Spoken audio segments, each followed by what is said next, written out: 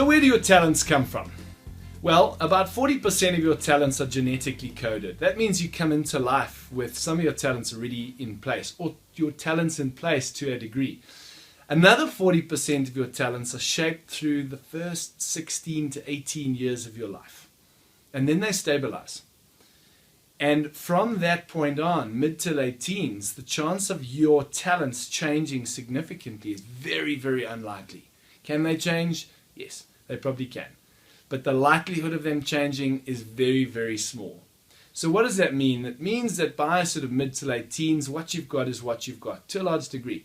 Now, some people take that as bad news, but let me explain. Einstein said, every single person is a genius. But if you judge a fish by its ability to climb a tree, it'll live its whole life thinking it's stupid.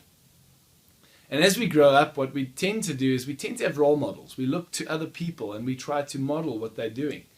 And that's great. There's some great things we can learn from modeling other people. Sometimes we fall into a bit of a trap, though, where we try to do what they do the way they do it. And yet every single one of us is so different in our makeup. Every single one of us has different natural talents. And so what I want you to start thinking about is, yes, you by all means model how somebody else, or model what somebody else is doing, but be aware of where you're naturally strong.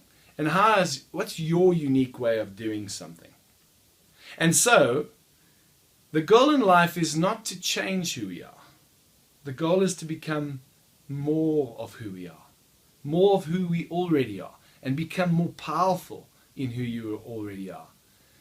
What I find when I'm taking teams through training and taking people through the strengths training is that sometimes I come across a person who really doesn't appreciate their natural talents. They look at them and they go, oh, I wish I had other talents.